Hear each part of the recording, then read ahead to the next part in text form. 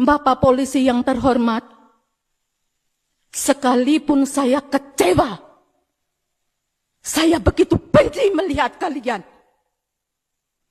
Karena dari awal saya melapor, apa jawaban?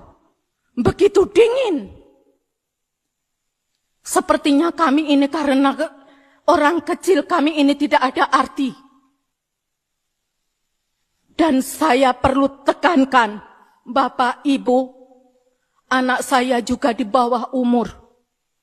Pelaku juga di bawah umur. Tapi kenapa saya mau mempertanyakan ini kepada Pak Polisi?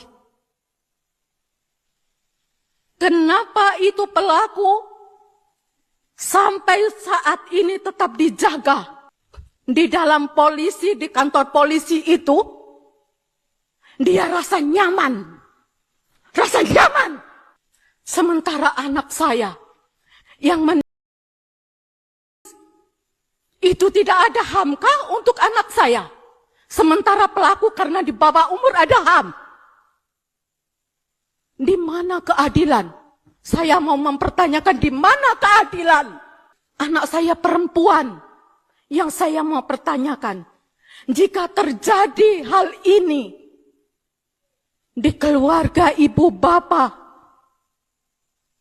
apakah juga bisa terima dengan keadaan seperti ini? Barusan lewat di feed saya berita yang bikin hati saya sebagai ayah sesak sekaligus panas. Seorang ibu menangis karena putrinya dibunuh, tapi pelakunya aman karena status di bawah umur. Coba bayangkan, kita kerja batin tulang, jaga anak perempuan kita dari kecil, tiba-tiba nyawanya direnggut. Terus hukum bilang, sabar ya, pelakunya masih anak-anak. Sebagai suami dan ayah, apa kalian bisa terima logika begitu? Di sini debatnya. Undang-undang perlindungan anak itu dibuat untuk melindungi anak-anak dari kekerasan, bukan untuk jadi tameng bagi pelaku kejahatan keji. Anak saya pun juga di bawah umur, anak korban juga di bawah umur. Kenapa hak pelaku yang hidup lebih dijaga ketimbang keadilan bagi korban yang sudah meninggal? Kalau anak usia 14-15 tahun sudah bisa merencanakan pembunuhan, apakah mereka masih pantas disebut anak-anak yang nggak tahu apa-apa di mata hukum?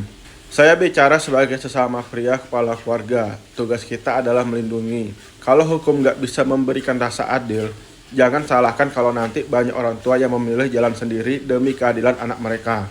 Istri saya sampai nggak mau lihat beritanya karena terlalu sakit. Tapi kita sebagai ayah nggak boleh tutup mata. Kita harus tanya, apakah hukum kita ini mendidik atau justru membiarkan bibit kriminal tumbuh subur karena mereka tahu ada diskon umur? Ada dua kubu di sini. Satu kubu bilang anak-anak harus direhabilitas, mereka masih punya masa depan. Kubu lainnya bilang masa depan korban sudah hilang, pelaku harus dihukum setimpal tanpa mandang umur.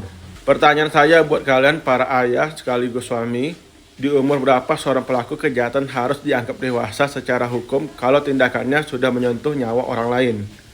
12 tahun, 15 tahun, atau nggak peduli umur kalau tindakannya sudah biadab? Saya beneran mau dengar pendapat kalian, terutama para kepala keluarga. Apakah sistem hukum kita soal pelaku di bawah umur ini harus dirombak total atau tetap dipertahankan? Di komentar, mari kita debat dengan kepala dingin, tapi hati yang jujur.